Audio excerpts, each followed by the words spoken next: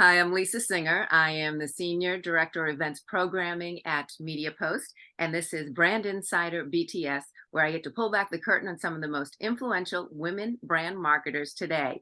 And with me is Marianne Donaghy, and she is the Chief Marketing and Customer Experience Officer at ZIPS Cleaners. Hey, Marianne. Hi, great to see you, Lisa. Thanks for inviting me to chat with you. Yeah, no, thank you for coming or coming for being, but for joining. Oh, no, I'm excited to do this. A lot of times, because you are someone who came recommended, as I will always welcome referrals. And so you came highly recommended. So I'm so glad. And then once I do my snooping, I see why. So I really appreciate it. Oh, I appreciate that. Thank you. Well, and you're welcome. And one of the things I found in my snooping was an article you wrote, and it was really a touching article on LinkedIn. It was for senior living foresight, and it was Mhm. when your mom had suffered a stroke, and it was sort of your journey with your brothers and sisters to find a nursing home facility, and also just the experience you had with the people there and how wonderful they were. And so that prompted you. I want to make sure I get the title correct. You wrote the article, Empathy to Deliver Brand Value. Why can't we hire it? Why can't we hire for it and train for it? And I love that because you're experiencing Mhm. that kind of empathy from these surroundings that are a very difficult time, I'm sure, for you especially when you're Mhm. going through it initially. And you sort of took it back and put on that marketing hat and said, why aren't Yeah. we hiring people like that? We hire for personality, Mhm. for intelligence, but not for empathy. What would that look like to you? Do you think it's possible? I mean, especially when you're talking marketing and advertising, you don't right go to empathy right away. So, but Right. talk about what that would mean to you. What do you think it would look like? Yeah. Sorry, you almost got me tears. Like, if are we on Oprah and she's going to get me to cry? I was very Overwhelming. close to my mom. So I think that empathy, in an industry like senior living, but any healthcare certainly. I think there are a lot of industries where empathy is really critical. And I guess what. I sort of had this, light turn on because I'm a huge Southwest fan. I mean, they're my brand crush, and I think that they take their brand position and who they want to be and what they want to be known for, and they operationalize it. And part of that is they hire people with a sense of humor. They want people who are able to go with the flow, who are able to add some levity and some fun to the customer experience. So it's part of their hiring criteria. They look for things in interviews that are going to increase the likelihood that those are the types of folks that are interacting with their customer. And then, that interaction's as much part of the brand as any advertising or any website, or it's what you're doing day in and day out in today's world that really builds a brand. So it was, it just, as I experienced where she lived, um, I just realized that, one of the factors for that particular group of staff was that they were empathetic. They were at my mom's bed when she passed, along with my sister and me. So, they were crying as hard as we were, and they empathized with getting older and losing your memory and doing things that maybe embarrass you, and they kind of brought some humor and levity to it. So that was really the catalyst for that blog. Yeah, no, I mean, I'm so sorry for your loss. And I mean, Oh, thank you. I'm glad you were able to experience it that way, because not everyone, even in those situations, in those kind of facilities where you'd expect that should be the priority, I don't Mhm. necessarily think we always see that. So I think that's wonderful that you were able to experience that. But I'm curious, could we transfer that empathy? And we should, especially today when we're trying to be more empathetic in terms of Mhm. with being more open-minded about people and not being not stereotyping and just changing our attitudes about a lot of things. And I think it starts not starts but I think it's a responsibility of a brand to sort of put that out there, to sort of exemplify what we want the world to be. Do you see that as a responsibility as a marketer? Oh gosh, yeah. I mean, I'm very, very focused on really understanding what I call them emotional decision drivers are for a consumer. When I was at University of Maryland Global Campus, we did, a very large, extensive brand research project, and I looked at the results. It was, pretty expensive project, and I was responsible at that point for taking those insights and turning them into a campaign. And I kind of looked at him and said, I still don't understand the heart of the consumer. These were students that were average age 33 years old, 90% of them worked full time. The other 10% were working part time. They had kids, they had social lives. What would make them go back to school and miss their kids' soccer games, happy hours, stay up late, be tired all day? What is driving them? And so we did this emotional driver research, and it was just so fascinating. It made it really easy to take those emotions and turn them into a campaign that tapped on into both the rational and the emotional. So I think, understanding what drives the consumer is really important. We actually just did some really great consumer research at ZIPS and looked at ZIPS customers versus dry cleaning consumers of other brands. And, how do they feel about dry cleaning? Why, what do they hope to achieve when they take their clothes to a dry cleaner? And not just from a rational perspective, like convenience or price, but how do they want to feel when they put those clean clothes on? We tested a lot of different statements and emotions, and it was just super helpful as we now move to the next step of turning those insights into creative. I think on the flip side too, and I learned this early on in my career, is those retailers, or in our case, the franchisees, really understanding where they are, what they're trying to achieve, what their frustrations are. Having those kinds of relationships are really important. Because marketing is very broad. There's a lot of different tactics you can put in place. B2C is very different from B2C. Just different types of businesses and target audiences respond to different types of marketing tactics. So really, I was thinking about this, and I realized, sort of as I look at where do you start with marketing, is curiosity, collaboration, and connecting the dots. You can call them 3 Cs if you want to make it sound some alliteration here. That's the marketer. You got to find that catchy little. But it starts with curiosity. You really have to be genuinely curious about, what does the consumer care about? What's driving them? What are the barriers to success? And then, what are the operational limitations potentially? I have a lot of sayings. One of them is, strategy is not worth the paper it's written on if you can't execute it. So, it's you really need to understand what the operational realities are, and find compromises and workarounds and solutions. And so that collaboration between, marketing and your, stakeholders has got to be really strong.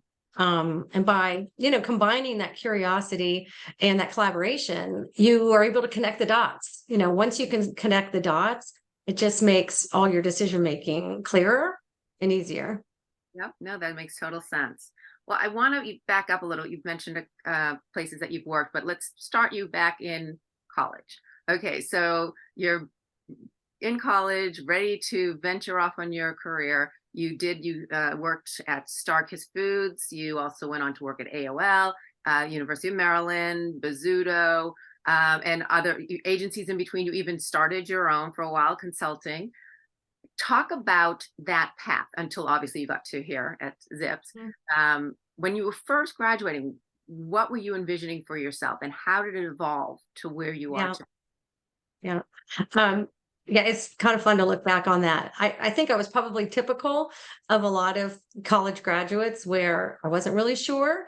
My dad was in sales. I studied at the Sorbonne in Paris for a semester. I was very interested in doing international relations or international business.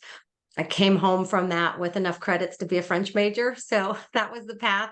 I went down, took my 100 and 200 level business classes, international business, all the the range of business courses, and wasn't really sure, but because my father was in sales, I kind of went down the sales route. And my first job was actually with Nestle Foods, and I was a sales rep who had my little wood paneled station wagon, and I drove around to grocery stores all day long and talked to the store managers and tried to get them to buy more chocolate chips and Nestle Quick, and put up displays and do price discounts and all that stuff. And I had this light that went on talking to some of these store managers, because I'd show them, okay, we're dropping this coupon in the Sunday paper. I don't know if they even do that anymore, but that was sort of a go-to in the consumer packaged goods world.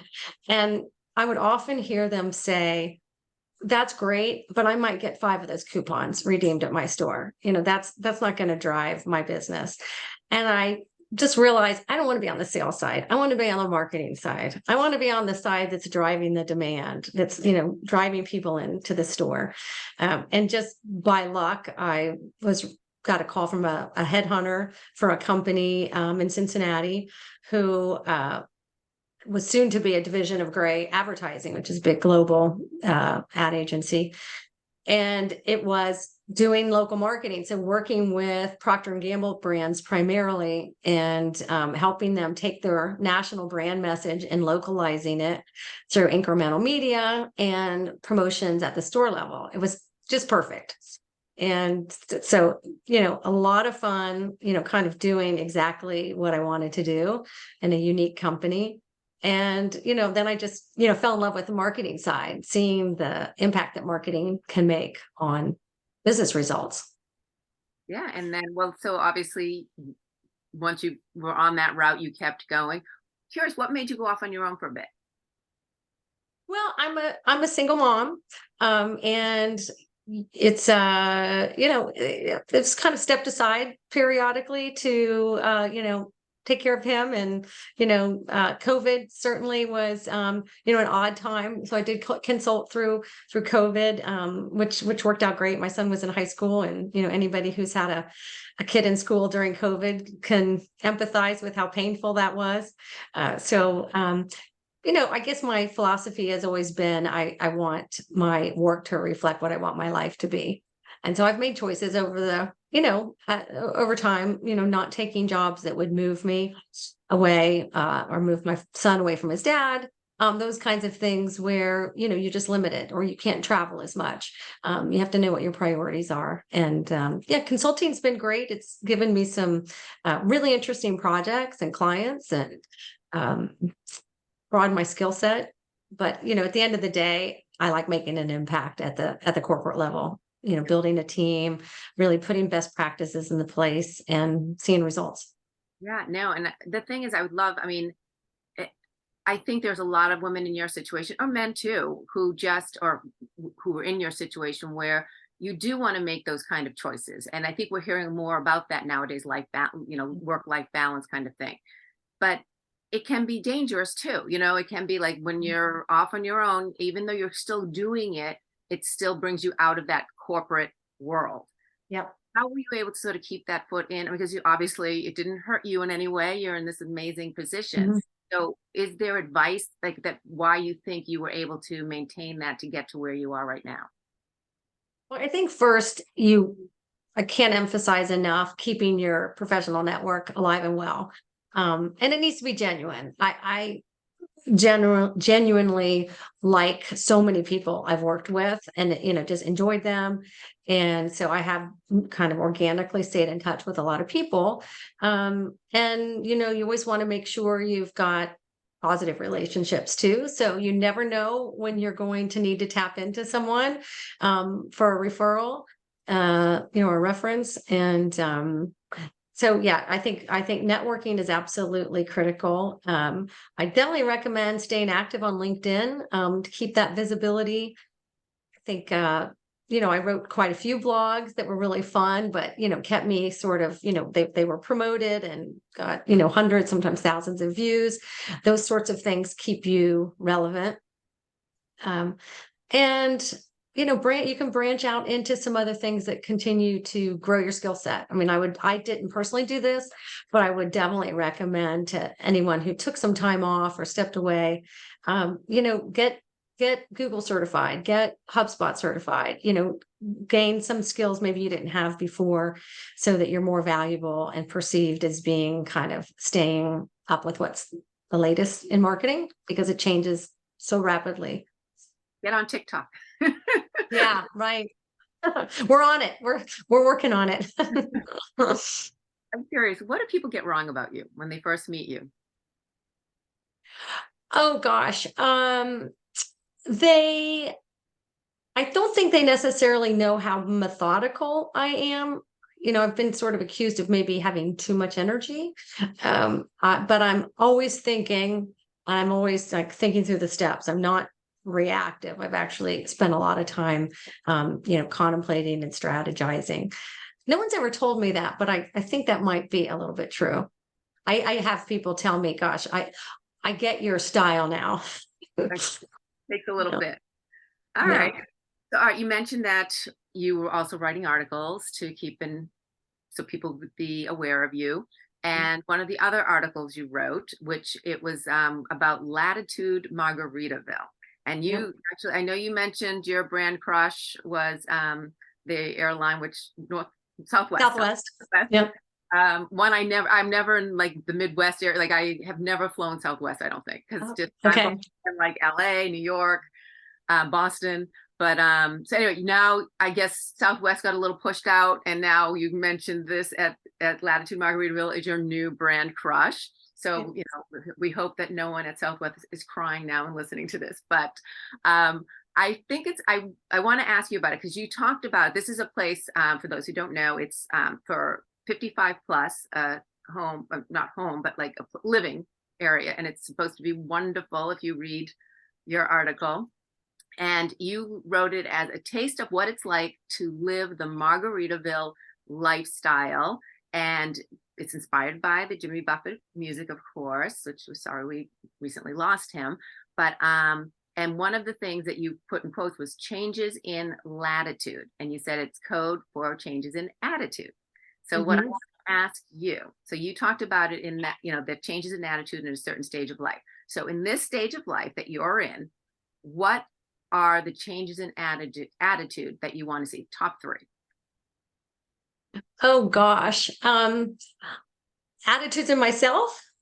No, people, what you're seeing too much about, whether it's Mm. combination of professional, personal, society in general, whatever, but certain attitudes that you'd like to see change. The top three.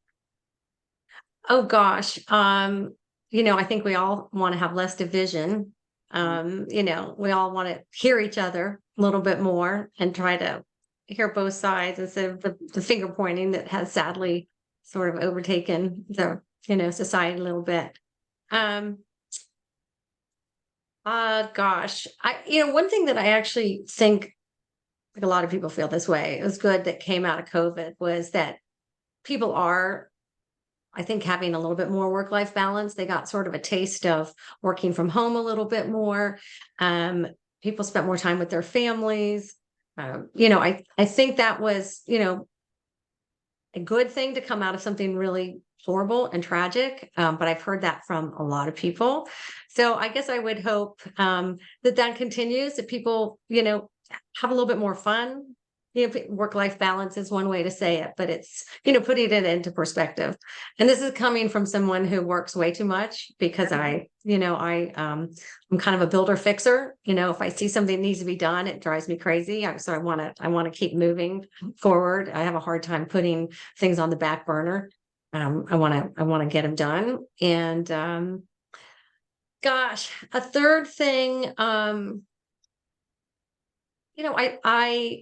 I love the fact that people are traveling more. I'm personally a really big traveler. I've been to 36 countries and 44 states, and I'm trying to get to all 50 states and 60 countries in the next, 20 years. But it's, I see, Gen Z and millennials doing a lot more traveling than, baby boomers or Gen X did. So I like that. I love the idea of travel because I think we learn by traveling and seeing other cultures, appreciating the differences between the countries and cultures. And so I hope that that continues. I feel like that gives you a bit of a change in attitude when you travel. In fact, I'm going to Croatia and Montenegro in a couple of weeks, and I can't wait to, Awesome. see never been to those countries, and excited to see them. So keeping curiosity alive.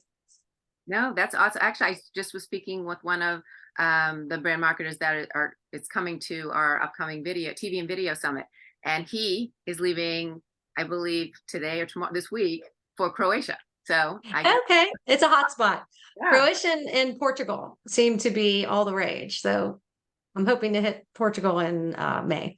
I'm going to Spain. So I'm going to Spain on Monday. Nice. So I'm very excited for that. On Yes, Monday? yes, yes. Oh, wonderful. If you need any tips, let me know. I know you should take. I'm going to be in Madrid, Alicante, and where am I ending? Barcelona. Oh, So fantastic. we're going to go from all those three. There's a wedding in between, so in Alicante. So Okay. Oh, wonderful. I've heard great things about that. I've been to Madrid and Barcelona, but not I've been to Toledo, Sevilla, which are beautiful. And then oh gosh, there was a town that was probably only an hour outside of Madrid that has a Roman aqueduct that was just absolutely beautiful. And I'll have to think of it. When I think of it, I'll email you. So I yeah, can't. I know. I mean, unfortunately, it's like so short times in each area, but I'm going to try to see as much as I can and just soak it in. Like I really do agree with what you said in terms of just soaking in the culture, seeing how other people live. I love just experiencing that. I mean, I'm not the really scheduled traveler. Like I like you pick a few things that you really want to see, and then the rest is just sort of letting the flow go and sort of watching Yeah. people and experiencing the area. So that's very much how I like to travel. I do not want to be a schedule every hour somewhere. Oh my gosh, no. And I would never do a tour bus ever, ever, ever. No. No.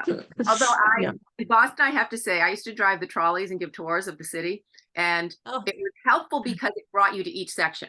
So it wasn't about, I mean, I told you everything and you might have found me amusing or whatever, or entertaining, but in general, it got you from the yeah. one spot to the next, to, like Back Bay, Yeah. then you're over by, the Constitution and where, Yeah. Practical. yeah. Yeah. So for fairly not that much money, you got to Mhm. travel the whole area, but I digress. Yeah.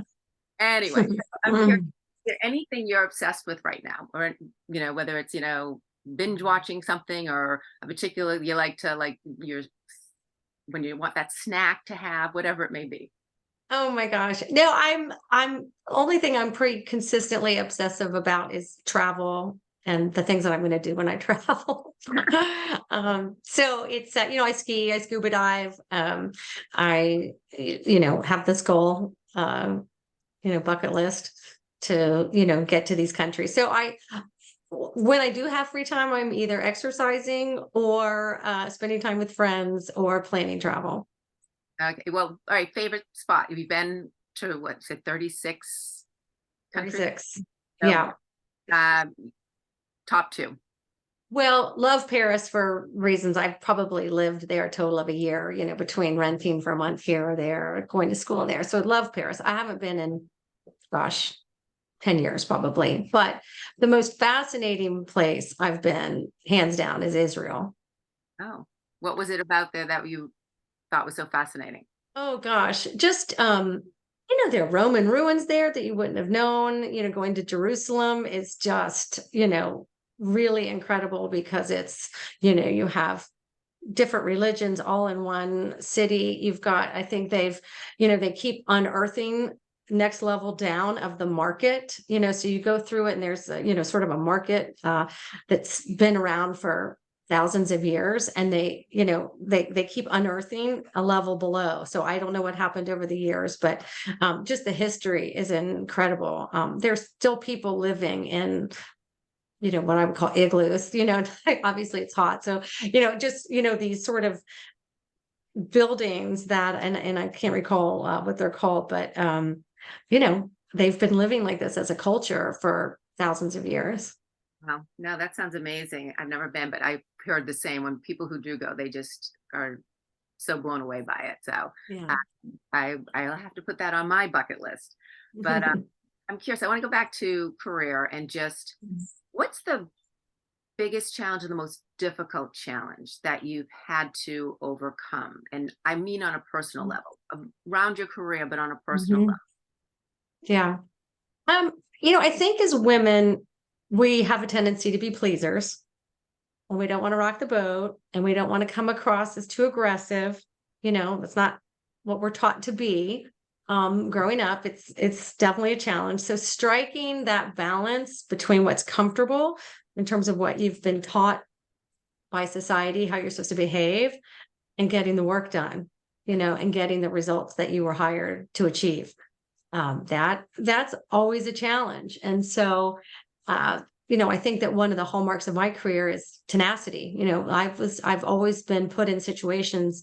As I look back, I realize there's this trend of being in situations where I had to turn something around. Either I built something that nobody knew needed to exist, or build it beyond the expectations, or turned around a really suboptimal sort of marketing function.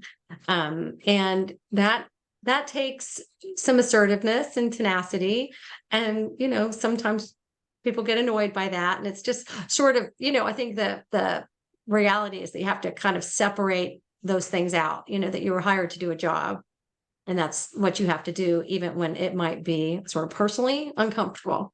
Right. You can't always be liked. I mean, you can be liked, but not at every moment. There might be times Yeah. you have to do it. I'm curious because someone in your position, it's easier to do. Whereas, was there a time in your career that maybe that was the pivotal moment where you said, maybe you had been sort of standing back and not speaking up, being the pleaser, but then you knew this was one time where I had to just jump forward. Yeah. Um, yeah, I had, I think earlier in my career, a tendency to be really deferential. Um, again, I don't know if that's generational or cultural, but you kind of defer to the boss, and you get to a point in your career when you had enough success, quantitative success, you have the confidence, you've put the points on the board where you just have the I guess credibility and then the courage to step up a little bit more, and to maybe not always agree, and to push back. And certainly when you get to an executive level, that would be expected anyway. I'm always very cognizant of, I was hired to do a job, and I wasn't hired to make everybody happy. I certainly don't want to make anyone unhappy. I want to be respectful, and collaborative, because I can't do my job without other people. I don't have all the answers. None of us do. And, we need each other, in all aspects of life, our personal and professional lives. So, you've got to build those relationships if you want to succeed.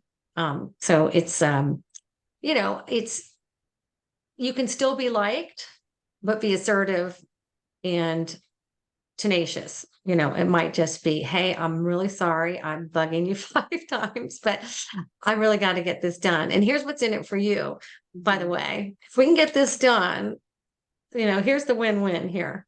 So the value. And I do like what Mm. you said about building the relationships, because maybe early on, if you built those relationships, if you've created that sort of those allies, then when you do maybe speak up, there's a support system there in some capacity. So maybe you sort of get your ducks in a row and then start to edge up. And I'm sure there are some Yep. people who, when they start, are like, this is what I think, and say it. Yep. I was not that. It takes me, Yeah. I am that in general, but not initially. I'm a little bit like, Mhm. okay. But then as I get more comfortable and more, then I'll speak what what I believe Yep. needs to be. So Yeah. I think that's actually a pain point for a lot of people when someone comes in at a high level, and before they've had a chance to really listen and, ask the questions that need to be asked, and, start again connecting the dots. Until you do that, I just feel like it's not It's not wise. I don't think it's a way to get collaboration and cooperation. I think what might work for one organization or brand or category will not necessarily work for another. Yeah. You could have a goal and what you think is the right thing to do, but can it operationally be done? Do you have the resources in place? Do you have the skill sets? Do you have the money? These are all really important aspects of decision making, and there's just no substitute for doing that foundational legwork. No, I agree. Take it in first and Yeah. then go from there. But listen to Hmm. everyone and know what you're going into. So I think that's such great advice, Marianne. Thank you so much. This has really been awesome. I'm so glad that you were referred to me because this was a really very wonderful interview. So I appreciate that. Terrific. Thanks for having me. Yeah, and thank you for watching. And as I always say, we get referrals like Marianne. I would love if there's anyone that you would want me to sort of pull back the curtain on, please let me know and I will do my best to get her. So thanks again for watching and thank you again, Marianne. Thank you.